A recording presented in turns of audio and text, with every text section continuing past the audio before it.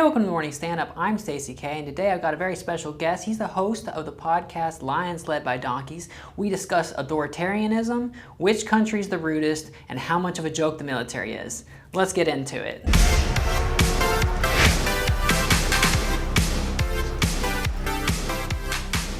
Today I've got a very special guest. He's been all over the world. He is a genocide historian. Give it up for Mr. Worldwide himself, Joe Kassabian. Hey, thanks for having me. No problem. Thanks for coming to the podcast. Welcome back to America. How are you enjoying the new things we've done? I don't like what you've done with the place. No, I feel so safe. You know, having armed soldiers and feds swarming DC streets make me feel just so comfortable. You got stopped outside of Union Station today, I did, right? Yeah. I was walking to the gym, and I had headphones in because I always have headphones in. I know it's not a safe thing to do when you're walking down the street, but whatever. And I got stopped by ICE. They are obviously calling... How many ICE people were like just hanging out outside of Union Station? I didn't see them. I don't know where they were lurking specifically. And I know that they had been calling me to get my attention multiple times because they looked very annoyed by me by the time they caught up, which made me very happy because fuck them. And they asked for my papers, and there's 4 of them there. And I didn't know what they meant. Like, I'm born and raised in the United States. I don't know what they mean by papers. Like, you mean I assumed them a driver's license, which I didn't have on me. I wasn't carrying any ID, I wasn't carrying my wallet. It is really on the nose to say papers. Like, yeah. Isn't there like, I mean, Papers, Please is like a fascist thing. Isn't there like a video game called Papers, Please that's literally just about fascism? Yeah. Why are they calling it papers? That's very weird. They know who they're aiming for, and I guess I look like some ethnicity they're going after. Maybe these specific ICE guys... You look like some kind of spicy white. Yeah, exactly. Maybe these specific ICE guys, I found the 4 dudes in ICE who really hated Armenians. They're like, gotta get that motherfucker right there. I had no ID on me because I was, walked to the gym. I don't like to put wallets in lockers or anything. And I'm like, well, I don't have anything. And like, well, you need to be carrying your ID. I'm like, I was not aware that was a law anywhere in the United States, but I apologize if that's how things are in DC. Is that what you said? Yeah. Direct quote? Yeah, just about, yeah. And they're like, well, how are we supposed to, well, first they asked where I'm from. I'm born and raised in Michigan. And like, well, prove it. Like, how would you like me to fucking prove that? Like, my whole family's poor. We used to build cars. We don't anymore. Like, what else do you want from me? The eat a whole Detroit-style pizza right now. I could do that. I could absolutely house a whole pizza. And like, well, who's the governor of Michigan? I was like, Gretchen Whitmer. And they're like, obviously none of these dudes were from there or knew anything about Michigan because they didn't know what else to say. And like, well, we're not sure how to ID you. I'm like, well, that sounds like your fucking problem, doesn't it? And you said fucking to ICE. Yeah, I don't give a shit. Like, what are you going to do, detain me? I mean, yes, probably, right? But then they'll have to release me. Yeah, or send me to El Salvador. And a veteran and whatever, that'd be bad news for them. Dare them to do it, I guess. Yeah, much like the guy who threw the sandwich, I'm also a veteran. That guy got off. Yeah. I don't know. He got off. They failed on the pressing the felony charges or whatever, and he got fired. But yeah, because he worked for the DOJ, I think. He did. Yep. Yeah. Well, he's a hero, much like the sandwich he threw. And they eventually let me go because they didn't have anything. So was it like awkward when they just let you go? How did they? It seemed like they came as a group conclusion that there's really not a lot they could do about me. Because obviously... Was this the first person they've ever stopped? Because it sounds like some stuff that you should hash out beforehand before going up to someone and asking for papers. I think like the way that their brain works, their like stupid fucking dog brains, is that the person that they're targeting is very obviously someone they can get. And when it became clear I was a citizen, that they really had nothing else to go on. It's like the same thing that all these little ICE groups kind of run away the second like a teenager's like, fuck you, and they're like, and they go running because they don't know what to do whenever anybody stands up to them if they can't just smash you into the ground, right? And they seem to come to some weird conclusion between them that like we should just let him go. Because either A, we detain him, and maybe they didn't feel like doing the paperwork because they knew they couldn't deport me immediately, right? So they just let me go.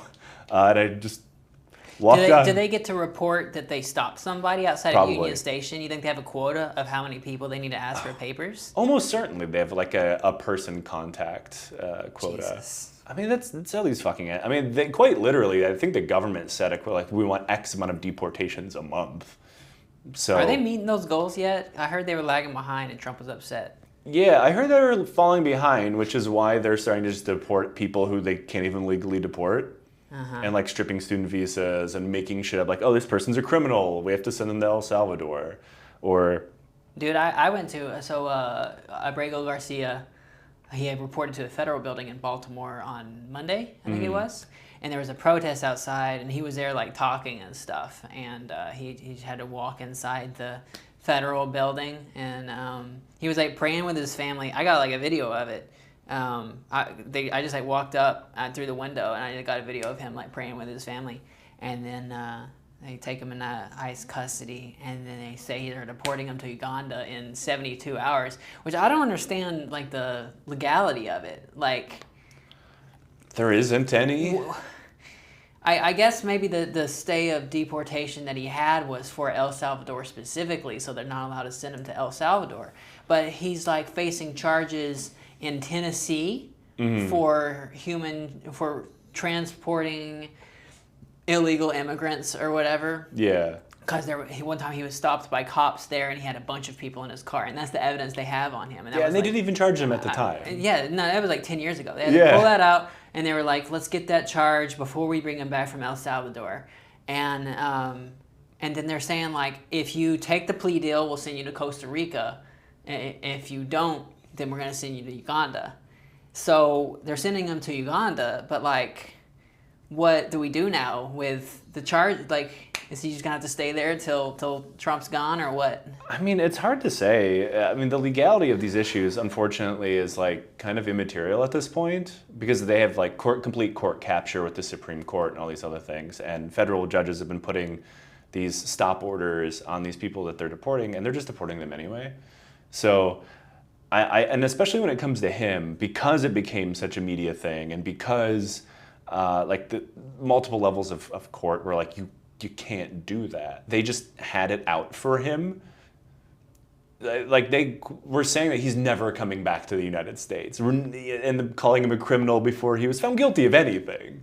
And wasn't even charged. Yeah, they charged him like 2 months after he got back from after he got sent to El Salvador. They found something in Tennessee to charge him with, and then they brought him back. And for a traffic stop from like 10 years ago where he got like a speeding ticket. And the trial is supposed to be in 2027, so that's like 2 years from now, you know. Yeah. And I'm sure they're hoping everybody forgets about it at that point. But like, if he's not here, how's he gonna? I guess your lawyer can represent you if you're not there, right? Is that? I've never been. I'm not sure about immigration court, and like I'm also. Well, that's not even immigration court. That was, right, the human yeah. trafficking thing. I have no idea. I don't even think they have a plan for that. I mean, this administration isn't exactly striking me as one that has long-term plans. It does seem like that. Well, they're always like announcing timelines and like stuff that they're gonna do eventually. You know, like Trump's announcements are always like, in 2 weeks I'm gonna lower the price of drugs by like 1,500% or something like that.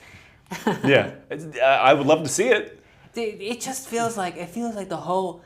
It feels like they have no plan. Oh, like, they absolutely don't. They have their wish list of stuff they want to do, you know, like Project 2025, and they've made all of their executive orders and stuff they've tried to do.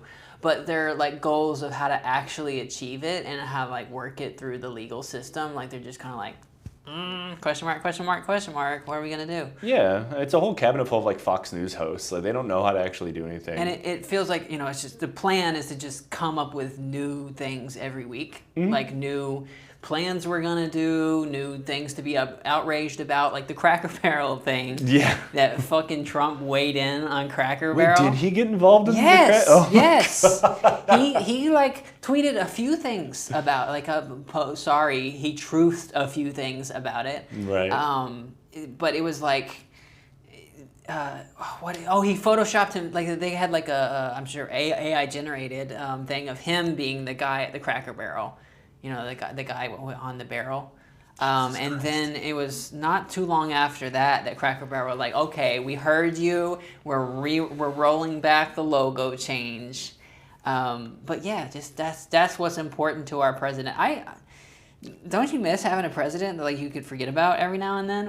I guess you weren't even living here in the last 4 years, but that was nice. I mean, well, like the Cracker Barrel thing is so stupid for so many different reasons as well. Like, for example, there's no fucking way that Donald Trump has ever eaten at a Cracker Barrel. No way. I refuse to believe it. He's a huge germaphobe. Yeah. So there's absolutely no way he would be eating at Cracker Barrel. A big reason I think they did the redesign is because the stores are like gross, like they're hard to clean, and they're it's like dark and like so that's why. Well, you know, all the companies they're making their stuff like look more like generic, like white, everything like that. It's to make it like cleaner inside, where it's easier to all that kind of stuff. But yeah, I can't imagine Donald Trump sitting in a Cracker Barrel with all the like the game stuff they have, the little tchotchkes everywhere. Yeah, no can way. You imagine him? No way. I mean, he would love the food is the thing, because he eats fast food and shit. Like, he loves deep fried food. He loves greasy food. I only know he likes McDonald's. Does he? Yeah. Does he like just greasy food in general, or is From it what McDonald's? I heard, that and like Diet Coke, because he had like a Diet Coke button I think that the installed. McDonald's thing. I don't think it's about the fry food. I think it's about it's like the same every time. Yeah. It's very good for autistic people, and I think Trump is like incredibly autistic. I had no idea. And that's his like taste. Is he likes it because it's so consistent and always the same thing. And that's his comfort food. Yeah, it is. Like he has to eat it every day or whatever. It's a good example of just like Republican cultural belief as well, is like everything has to be based on brands because they have no other connection to anything. It's like, no, like that's like their ethnic identity. Yeah, is based crackers on, right on the side. And like, it's like, since they have no cultural understanding of anything other than like consumption, that they see whenever a brand that is somewhat loosely connected to conservative ideas changes something, like, this must be the woke mob, this can't be a marketing decision, this is a personal assault against me, guy who's never once eaten at Cracker Barrel. You think that, like, you know, so back what we were doing, we were like all trying to be white, right? Like we were losing all of our European heritage and all that shit, like because we wanted to like fit in and be the regular white, like back in the early 1900s and before that too. Do you think that if those people saw like what we care about now, like if they saw their descendants like freaking out over the Cracker Barrel redesign, if they would like have some second thoughts about whether they should like paper over their Italianness or Irishness or whatever? I think they would spin around, look at their grandchild, and drown them in the nearest river. I mean, like, a lot of these guys, my family as well, are descended from immigrants who are not legally white in the United States until like within lived memory, you know? And now they've attempted to like bland themselves out to the point that they would hate their own grandparents or great-great-grandparents. It's like all of the like Armenians that live in like LA are super like pro-Trump conservatives. Like, look, guys, you're never like gonna the Kardashians, right? Well, not them specifically, but like normal Armenians in the Glendale area are like very, very conservative, very MAGA people. It's like, you know, like half of y'all's family's gonna get deported now. And it's happening. And they're like in the newspapers. Wait, is that many people undocumented? And a lot of them are on green cards. A lot of them are completely here legally, and they're going to like their citizenship meeting or meetings with their attorney and getting caught by ICE because they just don't give a fuck. And with green cards? Yeah, they're having their green cards taken away. They're having student visas taken away. I thought you had to like commit a crime to get your green card taken away. Depends on your definition of a crime. Speeding ticket. They've like lowered. Old shit, like they've lowered that standard. Like, because before, you could get your green card taken away if you committed like a serious fucking crime. But now it's like, oh, we saw that you ran a stop sign 7 years ago. Get in the fucking van, you know? And it's like, to all of those, it's like, you're never going to be like a group of the good ones, you know? Like, no, like my fellow Armenians, you're never going to be white enough. Please stop. Like, just cut it out. Like the people who's had their families turned like solidly American, adopted, nothing but bland American culture. I'm not saying America doesn't have culture, because of course we do, but it's just like the nonstop brands and consumerism, which is all what most people have, is like when those change or go out of business or have a certain spokesperson, as we've seen, like this is an assault on my culture. Like I don't know anywhere else where you could change, like have like a fucking light beer spokesperson and they'd be like, my culture is under siege. How could they do this to me? You know? Like, but that is something that happens constantly here. It's so crazy that they call liberals snowflakes. Yeah. You know? The stuff they get upset about is just like right now they're calling like liberals snowflakes for getting upset for people like getting deported or blatant civil rights violations or like constitutional stuff. But the stuff the right gets all upset about is literally just like brand changes or a commercial they didn't like or people who they say is mad about. I didn't see that many like left-wing people talking about the Sydney Sweeney thing. I couldn't give a fucking shit less. Like I saw the ad. I saw when she said the line about how her jeans are blue and all that kind of stuff. I was like, that's kind of that's a little fashy there, but it's not like I was gonna like do a takedown of Sydney Sweeney. I didn't see any of that shit, and I see a lot of leftist stuff on the internet. And the way conservatives were just talking about how leftists were freaking out about Sydney's, like, what are you talking about? Like they just made up these people that were super mad about this jean commercial, and just started beating on them for 2 weeks until they moved on to the next thing. That's like 99% of being an online conservative, and I include by online conservative like also just media personalities now, because like everybody that works for Fox News is also terminally online, and it's just making up a guy to get mad at. Right. Like a leftist normally, or like the most milquetoast ever Democrat liberal is also a leftist because they don't want to feed homeless people into a wood chipper or something, and they're going to get so mad and then somehow compare them to both Adolf Hitler and Joseph Stalin simultaneously, and then before you know it, you scroll all the way down, you find out like, oh, you're mad about Budweiser. Like, how did we fucking get here, you know? Or Cracker Barrel's changing their stupid fucking logo, and before you know it, people are making comparisons to, like, some genocide somewhere. It's like, for the love of God, go the fuck outside. All right. So you've been, like, all over the world, right? Yeah. How many countries have you been? Do you keep count? I don't keep count, but a fair amount of Europe, decent amount of Asia, some Central Asia as well. Name some countries you've been to.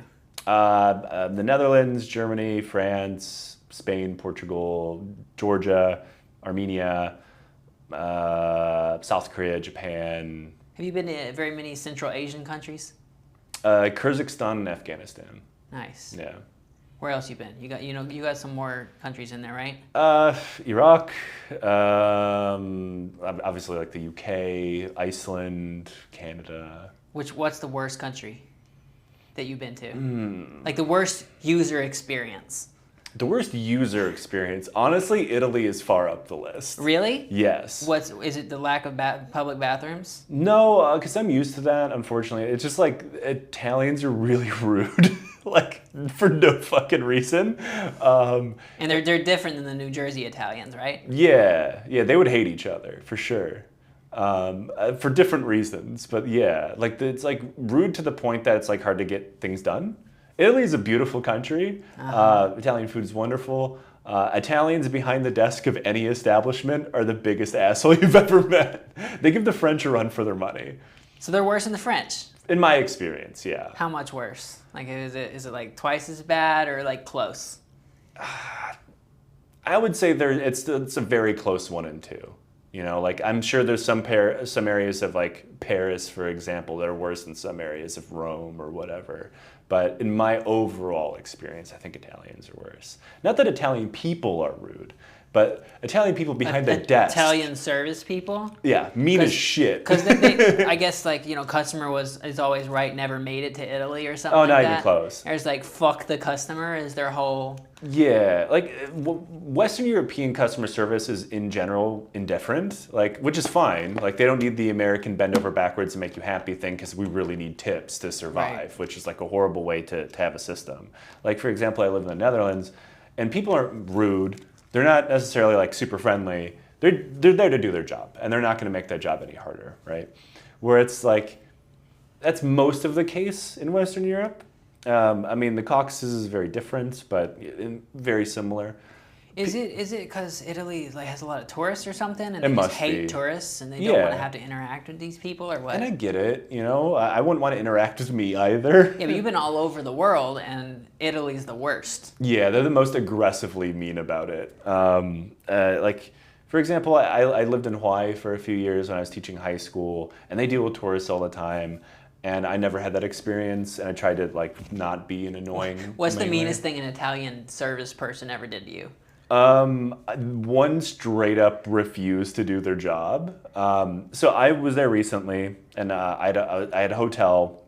I was getting everything together for my family because my family is coming to visit. My family's never been to Europe before, and I paid to fly them out, which is a mistake for financial reasons. But I wanted to give them a vacation. How much is your family? I don't have a big family. I have like my mom, my sisters, and a nephew. Still, 3 people to It was a lot of money. Fly to Yeah. Italy. Well, like they've never been able to have a vacation, and you know I was doing comfortable enough to like let them do that because I'm from a very, very poor family, and they've never really navigated Europe before. Of course, none of us speak Italian, so it wouldn't really help. But I'm trying to get them checked into this hotel. And all their rooms are set up for them, but they're like, oh, we need the passports of the people staying in the room. I was like, okay. So I get all the passports, and I give it to them. Like, well, I need to know which one of these passports go to which room. Like, how am I supposed to know what room they go into? You're the one assigning the rooms. And of course I don't say that. I'm like, oh, well, I'm sorry, we don't know what room they're staying in yet. They haven't been assigned. And he's like, well, how am I supposed to know what room they go in? I'm like, is this some kind of fucking prank? Like, these two are together, these two are together. I don't know what room they're going in. I don't work at the hotel. And then finally he's just like, I've had enough of this, and walks off. I'm like, mind you, it's been like 3 minutes. That's amazing. You know, there's always a possibility you catch someone at the end of a really bad day. But the next day, like, of course they finally get checked in and everything. But the next day, the same guy's there, and he's still just an asshole. I'm like, oh, so you're just a prick. Okay, great. And was he that way to everybody? Yes. So, is it harder to fire people in Italy? I don't know. Is it like really, you have to find like really good cause or something, and then they know they got the job security? I don't know. I'd have to ask an Italian. Maybe there's some kind of very powerful like hotelier union I'm unaware of. But maybe he also was like the manager. I'm not. Or like the entirely sure. owner or something. Yeah, for some reason something. working the front desk. Yeah, it was a small place. It's not like we were staying in 5-star hotels or anything. The airfare took up the vast majority of my budget.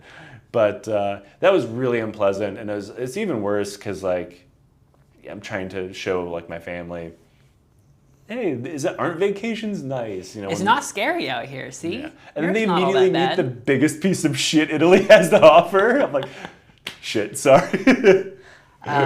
Dude, it's weird when you're like in another country and like they expect, or I don't know, like I was in Scotland, right? Trying to rent a car at Hertz at the airport in Edinburgh. And there was a long line for the Hertz. And there was a guy who would ask about every 5 minutes, is anyone here a gold member? And I said yes, because I'm a gold member. And then he would come up to me, ask me what my member number is, and then he told me, no, you're not a gold member. And I'd be like, well, it says on my phone that I'm a gold member. He's like, you're not a gold member. And then he would just walk on to the next person and do the same thing. He would go down the line and just, there would always be a few people raise their hand, and then he would just tell them, you're not a gold member. You've all been demoted. He would demoted. just gaslight everybody. I don't know what the purpose of asking, it was like a prank or something that they were pulling on people, but they would ask everybody, are you a gold member? No, you're not a gold member. And then he would just walk away. Nobody went to the gold member desk. It was just that, and that was my entry to Scotland. And it was like, what, this is in my country? I'm actually performing in Scotland in October. I will make sure not to rent a car. Is that the Fringe? Are you going to the Edinburgh Fringe, or is it? No, my show's performing independent of that in Glasgow.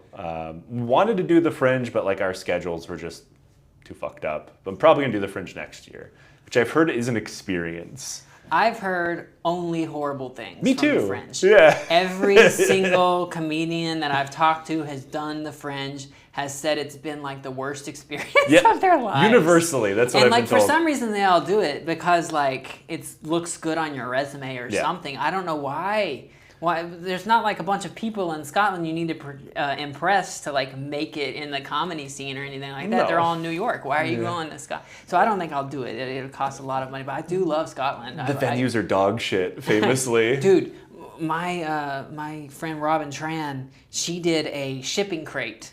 Yeah. Like, she just had a shipping crate that could seat, like, 10 people max. But, of course, 10 people didn't show up. It'd be, like, 2 people per... And she did, like, 30 shows, 30-hour-long shows of comedy in a shipping crate in Scotland. And she said it was the worst experience of her life, but also she got a lot better at stand-up. So, you know, she's glad it over with, but it wasn't exactly selling me on wanting to go to Edinburgh. But that's crazy.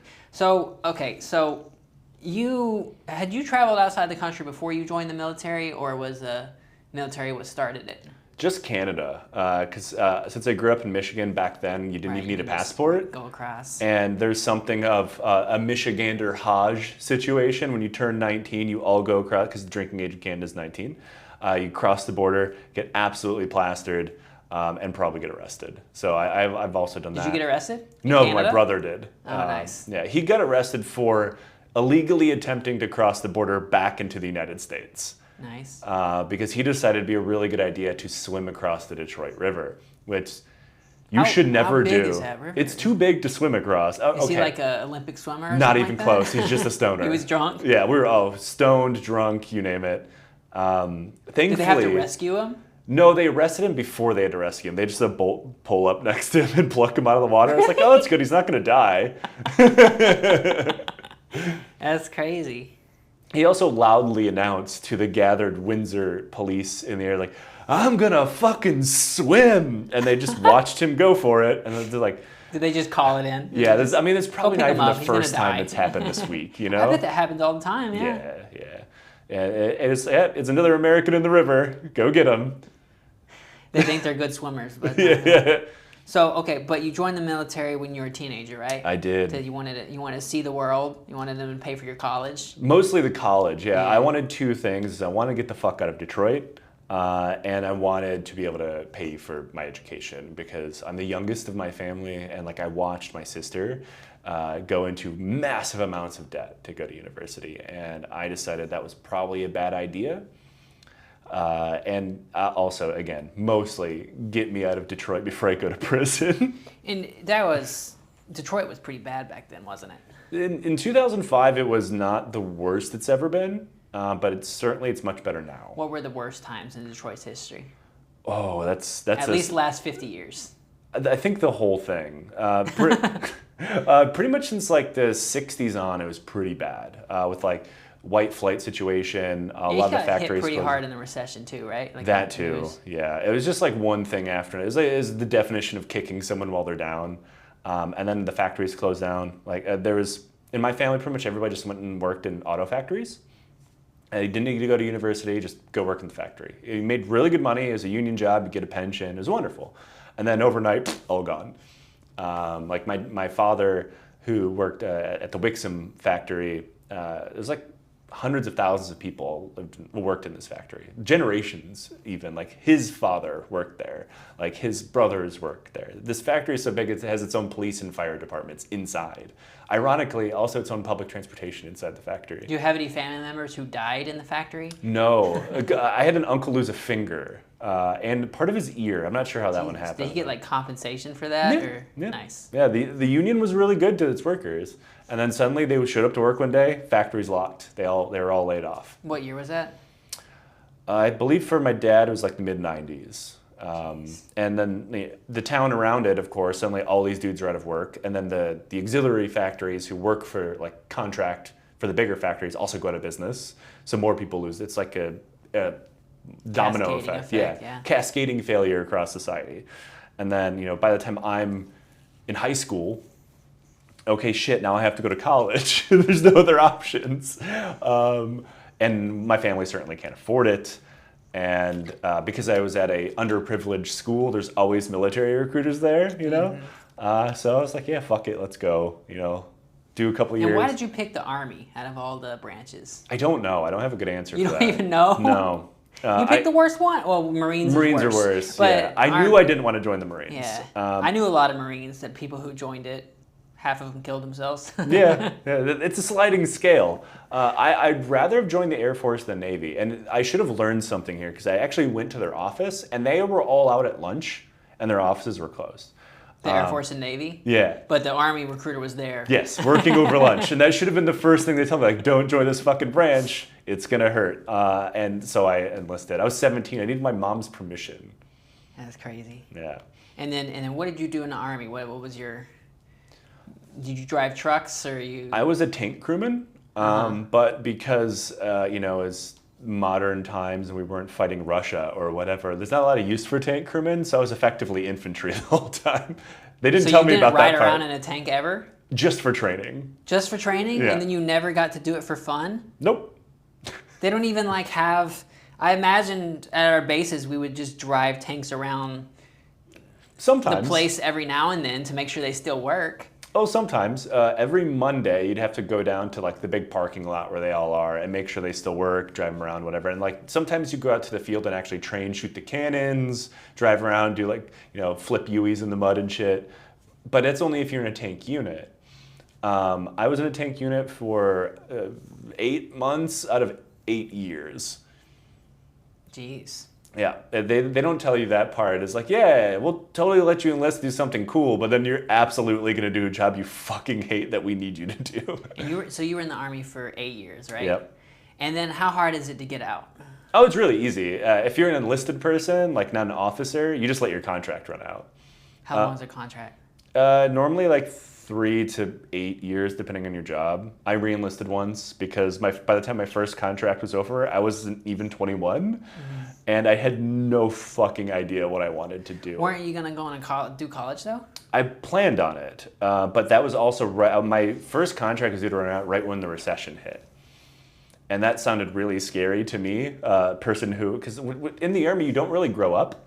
They treat you like children. So you kind of like, I enlisted when I was 17. Like physically, I had aged. They don't teach you how to do your taxes or anything? Fuck no. They don't teach you goddamn anything. So they don't even have like people to tell you how to like apply to like welfare and food stamps or whatever? Walmart's got that. From my understanding, they do now, but they didn't then. Like the process of getting out was like, oh, you don't want to stay in? All right, well, bye. Like no like jobs programs, nothing like here's how you apply to university because you don't know how to do that. Like I didn't know how to rent an apartment. So what did you end up majoring in? History, yeah. And they didn't tell you not to do that? Well, it ended up panning out okay for me. Everybody that gets a history degree ends up becoming a lawyer or a teacher, and I went the teaching route eventually.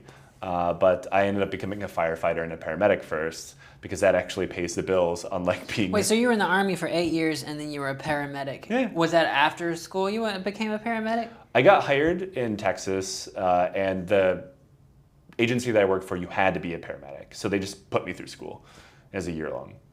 Wait, why did you have to be a paramedic? Oh, to train to be a firefighter? Yeah, because virtually everywhere you have to be both. Right, that makes sense. You can't be a firefighter anywhere in the United States, as far as I'm aware, without also being some EMT or paramedic. So they put me through school, which is like a year long, and then fire academy, which wasn't that long. And then I did that until right around COVID, when I decided that COVID is the burnout point for me. So I became a school teacher.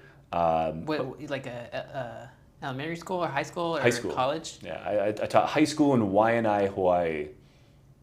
How'd you end up in Hawaii? I didn't have my teaching certificate, and they had a program at the time because Hawaii is chronically short of teachers for a lot of reasons, mainly because they pay absolutely terribly and living in Hawaii is very expensive. So they have an emergency order situation in place where as long as you have your degree and you show competence, whatever their definition of competence is, they will license you to teach. So I became a history teacher, and then because I then learned that the Hawaiian school district are really, really bad at managing budget and personnel, which I assume is actually how most schools are now in America. So I ended up not only teaching history, but teaching English and teaching reading and a lot of other things, while not getting a pay raise, of course. And then, how did you get into writing stuff, getting on podcasts? How did you get roped into all this? After my last tour in Afghanistan, I was, while I was in Afghanistan, I was kind of keeping like a diary in a way of like the dumb shit that soldiers do when we're bored. Because 99% of wars is being chronically bored and having to fill the time normally by fucking with one another. So I wrote those in like a short story format and just on my computer.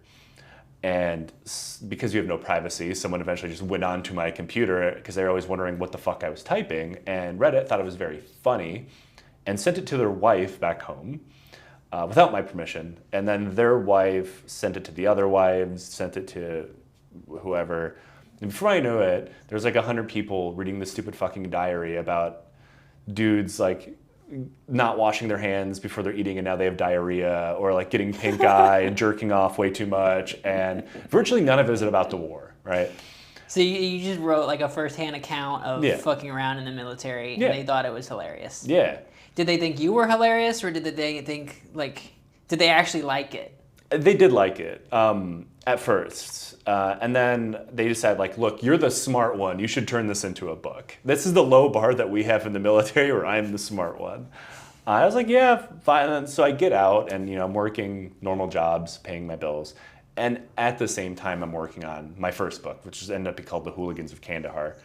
And I shopped it around and eventually got picked up. It did really, really well.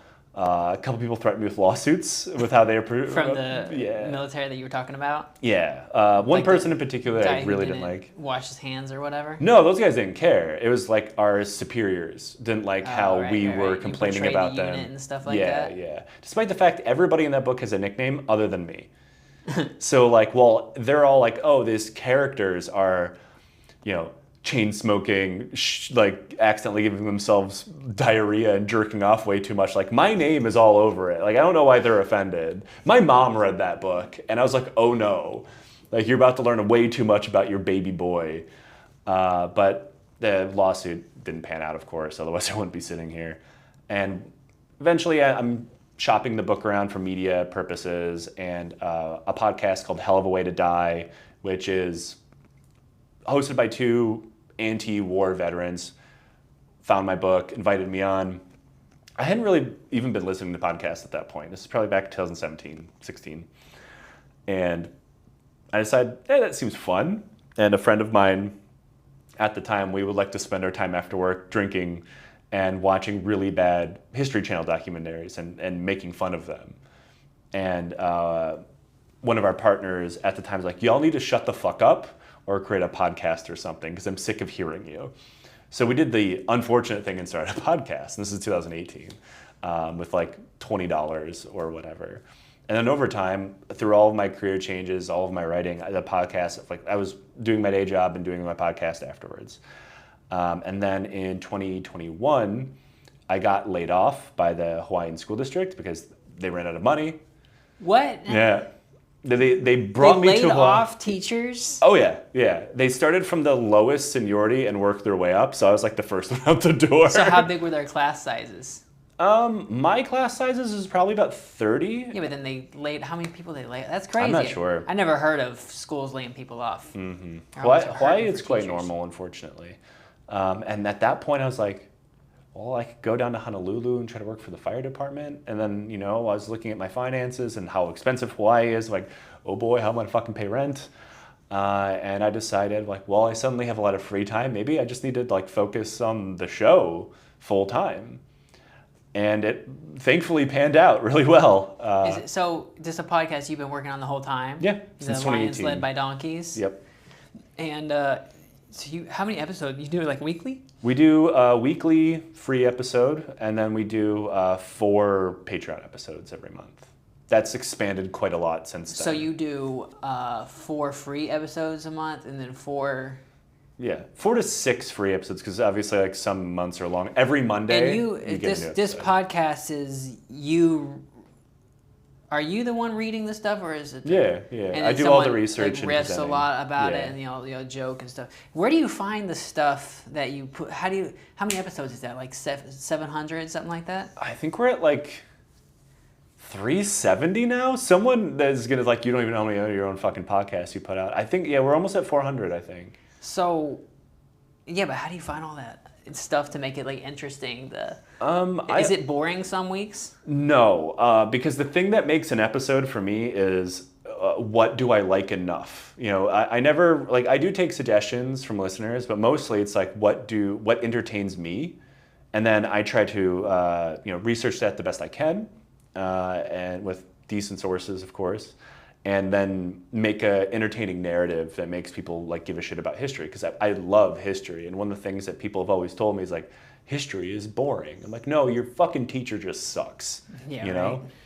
So my goal was to do the opposite of that. Was make people engage with it, and we do cover things that most people would think are boring, but we try to cover them in a way that makes you at least somewhat interested.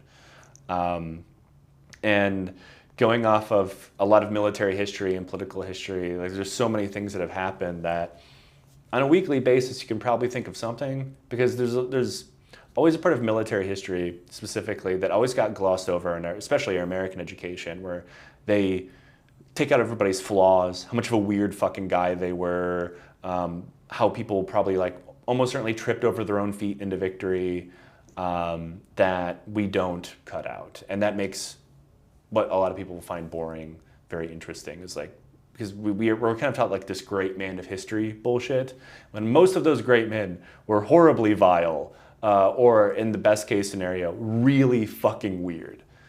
And we try to focus on that, and we try to show history from like the bottom up instead, because history is carried on the back of normal people. Yeah, if it doesn't, history is not interesting unless you like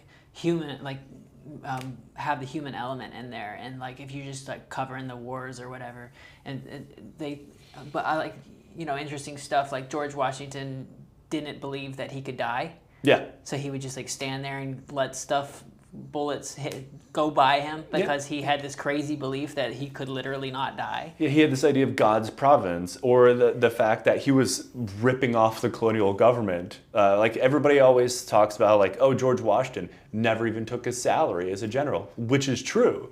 Instead, he had an expense account where he would just bill things to the Continental Congress to the point that he was making what amounted to be like millions of dollars a month, just ripping them off. Wait, millions of dollars a month? Like today. Right. Yeah, like he was just like underwriting everything to the Continental Congress, a lot of shit that just wasn't real. That's crazy. And they don't cover, or like Grant would huff ether like every night, right? And he was an alcoholic. Not as bad as like a lot of people say he was, but there was a part of his life where he was like a homeless alcoholic, piss broke. When he was done being president, he had to write his memoirs, because his family was so poor they might lose their house after he was president. Yeah. Like the shit like that, or the fact that especially, I spent a lot of time in the American South, and unfortunately this happens in the North as well, where we tend to gloss over a lot of the flaws in, like, say, the Confederacy, where it flaws. Say all of it. The fact that it was a slavers' rebellion, and like the gentleman general of Robert E. Lee, who was so brutal to his own slaves, even for the day people remarked on it. Shit like that. Like even other Confederates and stuff, like thought it was wild. He went too far. I didn't hear any of that stuff in the Robert E. Lee biography I read in school. Yeah, I bet not. I heard he was a pretty cool guy, and always treated a nice Virginian, and they should have given him his citizenship back or whatever. Yeah. His troops all had shoes at Gettysburg. Yep, they certainly weren't all starving and full of parasites. Okay, so tell about your book more. It's the Hooligans of, what did you say? The Hooligans of Kandahar. Yeah. What is Kandahar a place? Yeah, it's a major city in the south of Afghanistan. So this was about your time in Afghanistan. Yeah. So it was like your you've published a decent amount of books, right? Mm-hmm. Is most of it about your experience in Afghanistan? Oh no, just the one. Just the one. That's the one true story I had in me. And is that like your bestseller, or the stuff people like to read the most? Yeah. At first it was reviewed very well, but the sales weren't great, and I think it was because when it was released, people weren't quite ready to hear like a very critical take of the war from a soldier, and not to mention a soldier saying, the army fucking sucks, don't join it. Like, it will use you, abuse you, and spit out your pieces, like, which is the underlying... Well, that's Catch-22, and it sold pretty well. Yeah. But it's because, that was before the glorification, deification almost of like the concept of the American soldier, like during the post 9/11. Post 9/11, like the swing back from the Vietnam protests. Nowadays, like soldiers, you can't shit talk them, even if you are one. You can't shit talk the war because then you're disrespecting the soldiers. It's like, get the fuck out of here. And which is why it was so hard to publish in the first place. It was rejected from a lot of places. But after a little bit of time passed, it really took off, which allowed me to keep writing things that I actually wanted to write, like science fiction and fantasy, which is very fun. I have a lot of good times writing that. But The Hooligans is still by far my best-selling book, which is like kind of irks me a bit because like, oh cool, I'm really glad like the worst year of my life is so fun to read about. But so be it. A lot of like what's famous or successful writers, it's their first book that gets famous, and then they can't do anything else after that. They try all this other stuff, nobody buys it. Like the guy who wrote Wizard of Oz, was sick of it, and he was just like, well, I guess I got to write another Wizard of Oz book, to get the money. Or the guy who wrote Catcher in the Rye famously went insane and locked himself away. Have you seen BoJack Horseman? Yes. Where they bring back J.D. Salinger to do a reality TV show, and he shuts it down after like one season because he says he told the story he wanted to tell. Yeah. I love that bit. But anyways, go out and buy Hooligans of Kandahar. Yeah. Hooligans of Kandahar. Support this guy so that he can feed his family or whatever. Fly them back out to Italy or something so they can get people being rude to him. Oh, that's definitely the once in a lifetime situation. I cannot afford to pay for any more of my family's vacations. And it's like, it's one of the interesting parts. So recently I had to reread that book for the first time in many years for an audiobook. Because you read it out loud. Yeah, and I read it in its entirety for the first time since it's been published. And I'm 37 now. That book was written in bulk when I was like 20, 21. And reading back through, I was like, holy shit, I was going through some things. I'm really happy I came out on the other side of that okay, Reading it it's really hard because, I'm very obviously like coming to grips with how much I hate the military, and in turn, I very obviously hate myself as well. So it's I was like, man, I'm really happy I worked through the shit because I seem miserable, which is part of the comedy involved because it's very much a dark comedy novel. But also I hadn't really worked through a lot of the reasons why I dislike the Army quite yet, or why it's an naturally exploitative process, and I use some language I'm not very proud of. But you use some slurs? Not slurs, very close. But things that were common for a 20-year-old man to be saying, back slurs. Then. Yeah, close enough. Close enough to the point that I was really unhappy rereading it. But also really happy that because you see a lot of people, a lot of veterans come out of that really bitter and jaded pipeline and swing hard to the right because it's an easy thing to do, right? If you go to the right, everybody applauds you, hugs you, and tells you you're such a brave boy for doing these things, and thank you so much, and you never really have to investigate it further, And I'm really happy I was able to work that out without becoming a fascist. Nice, good job, not being a fascist. Have you seen the Catch-22 show? Yeah, on Hulu? Did you like that? I did. I loved it. Yeah, I it's think very it's great. good. I love miniseries that have a good ending and stuff like that, rather than a show that drags on forever. Is your book anything like Catch-22? It's been compared to a modern Catch-22, a modern. There's a Vietnam era book that was very similar called Chicken Hawk. It's been compared to that.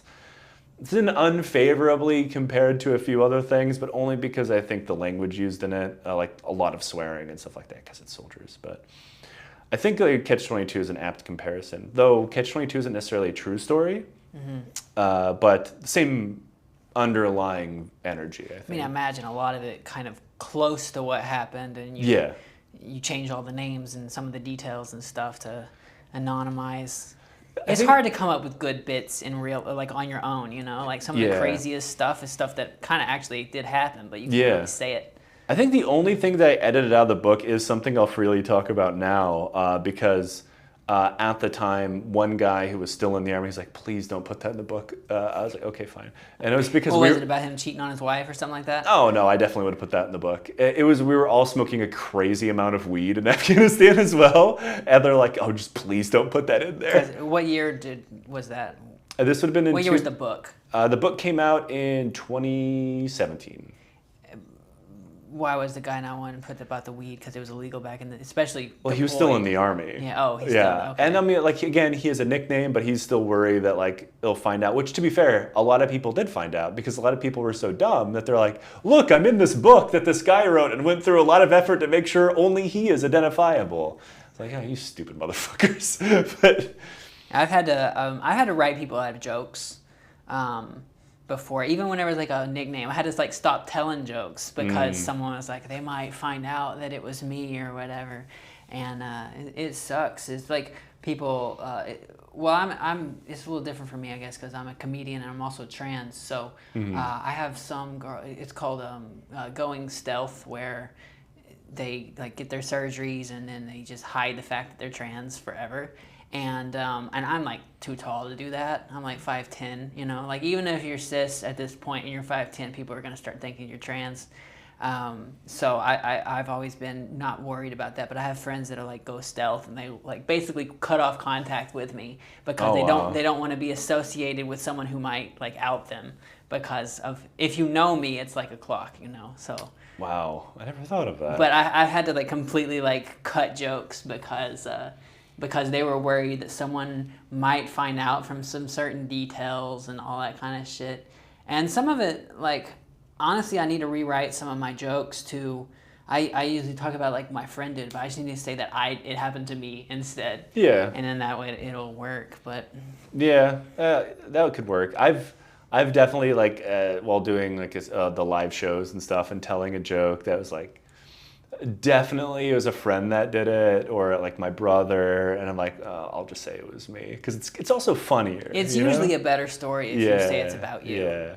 Like I kind of recently had that epiphany, I guess, where I was like, I need to say that all this stuff happened to me, you know? Like I need to write my friends out of, even if they don't want to be written out, I need to say that that was my story. Like if I was just there, because having to put in that extra person and explain who they are and all that kind of stuff, it takes a lot of work before you start getting the laughs. And it's just shorter if you just say it happened to me. Yeah. And then you get to the jokes immediately.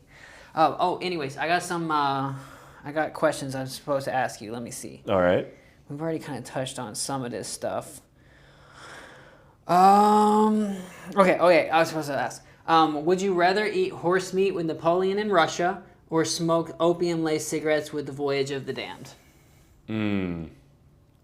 Horse meat with Napoleon.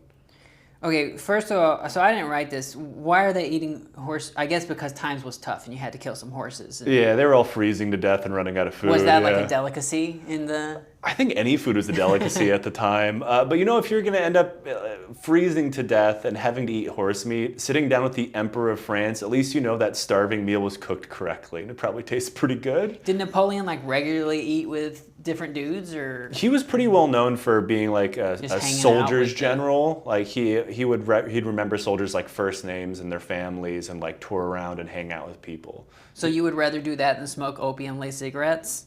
Yeah. What's the Voyage of the Damned? So the Voyage of the Damned is the story of the Russian Pacific Fleet during the Russo-Japanese War, which is right before World War I. They had a Pacific Fleet? No, that was the problem. It started on the other side of the world, and they needed to deploy this fleet all the way around to the Pacific, all the way around Russia. Wait. So they had no way to get... Nope. They didn't have a port in like Kamchatka or something like that? No, not at the time. And their original fleet Why in not? the Pacific, it's because Russia reasons. But they got rail that runs across all of that, right? That was the other theory that they were going to do, but they decided that their ships couldn't be transported. Couldn't put them on the train. So they have to sail them all the way around the goddamn world to fight the Japanese and break a siege in Port MacArthur, I believe the place is called. And all the ships are badly, way like out of date. Some of them aren't even battleships. They're just like fishing trawlers. They slap So they have to get them cannons past all the German U-boats, right? This is before World War I. So this is right. just Russia and Japan fighting, the Empire of Russia back then. And but they also have to somehow figure out how to get them coal and food and water to complete this world tour to get to a battle. They don't do any of those things. Soldiers immediately start getting sick. They start like stealing from one another. Ships start blowing up because they're old and pieces of shit.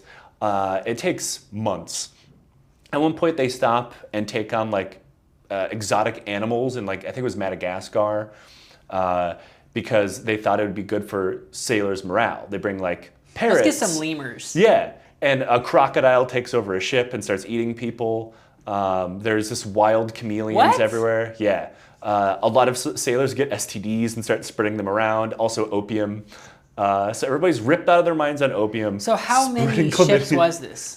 It's like a dozen or so. And they were like going together. Yeah. The fleet, and they were just the craziest trip around the world. Yeah. And did they? By the time they made it there, like. They immediately the empire lost. folded, right? Because the communists took over. That happens later. By the time the fleet gets to fight Japan, the port that they were going to relieve has already fallen, and then Japan defeats them in one of the most lopsided naval victories of all time, called the Battle of Tsushima Straits. The entire Pacific fleet of Russia is annihilated after all of that trip, and Japan loses virtually nobody. That's really funny. So, okay, all right, let me ask you more questions. Who's done more to damage historical literacy, the History Channel or Ridley Scott? Oh, that's a good question. I still have to say the History Channel due to its longevity. Like, Ridley Scott keeps putting out insanely ahistorical films, but that's only like once every couple of years. Wait, so you're saying Alien wasn't real? I mean, in a far enough timeline, you know, we never know. We could one day run into the facehugger. But, you know, the Napoleon movie that he did was dog shit.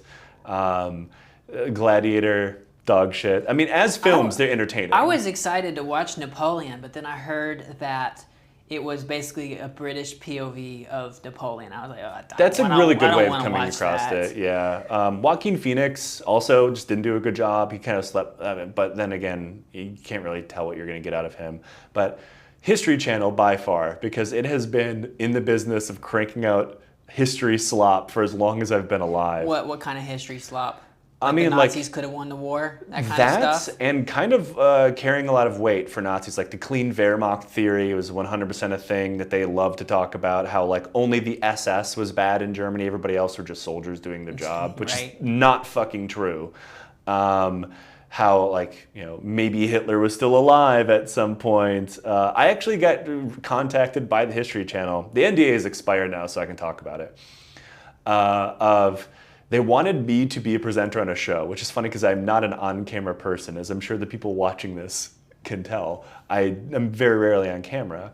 But they wanted me to be an on-camera personality because the History Channel discovered Hitler's genomic code or whatever, and that was supposed to unlock the secrets of Adolf Hitler. And I was just like, what made you think to reach out to me with this shit? Get Joe Kassabian on the phone. Yeah, I know a guy. I got interviewed for it when I was in Armenia, and I was fully lying to their faces, saying I was really excited for this because I really wanted to make money being a historian. And I was like, this is the dumbest fucking shit. They're like, we're gonna have you rappelling off of rock walls and crawling into tunnels. I'm like, what about any of this has to do with your show's premise? What year was that? This is like maybe 3 years ago. Did they actually make anything? Or no, the show died because it was a very fucking stupid idea. What's the History Channel doing now? Most of the same shit, plus aliens now. Nice. Yeah, it's real bad. Can you look into the camera and explain to everyone there's no way the Nazis ever would have won the war? There's no way the Nazis would have ever won the war. Why? Why? Why? Long story or short story? How long is a long story? I'll go with the short one. Generally, it's a bad idea to start a war with the entire world while also having like an incredibly backwards economy and industrial base that can't support your own military. And, invading the Soviet Union, never a good idea.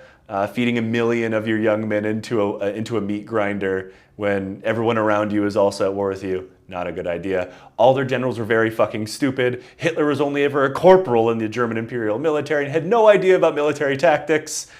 Their wonderful weapons that you've always heard of, their tanks, their rockets, all of them were rickety piles of shit that barely worked. Well, you tell me like a German Luger isn't actually a good gun? I mean, it will function enough to shoot yourself, which is all the Nazis need it for. What about flying all their planes over to Britain to get mowed down by the RAF? Didn't pan out, did it? How much did the Air Force they lose?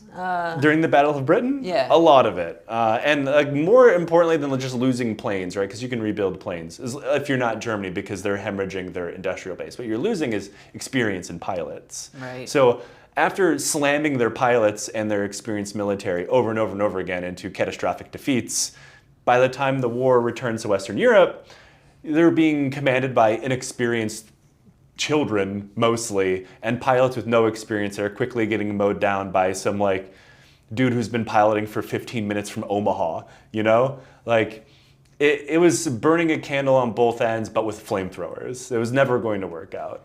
So you're telling me that the Nazis weren't ruthlessly efficient? They were one of those things. All right, so you got anything else you want to say bring up on the podcast you want to talk about? Not that I can think of. This is Joe Kassabian. Thanks for coming on the podcast. He does the Lions Led by Donkeys podcast if you want to listen to more from that. And also your book, Hooligans of Kandahar. Yes. Right? All right, thanks for watching. Also subscribe to the Patreon because this studio that looks really nice is actually really expensive. But I appreciate you watching and have a good whatever rest of your day after you watch this episode.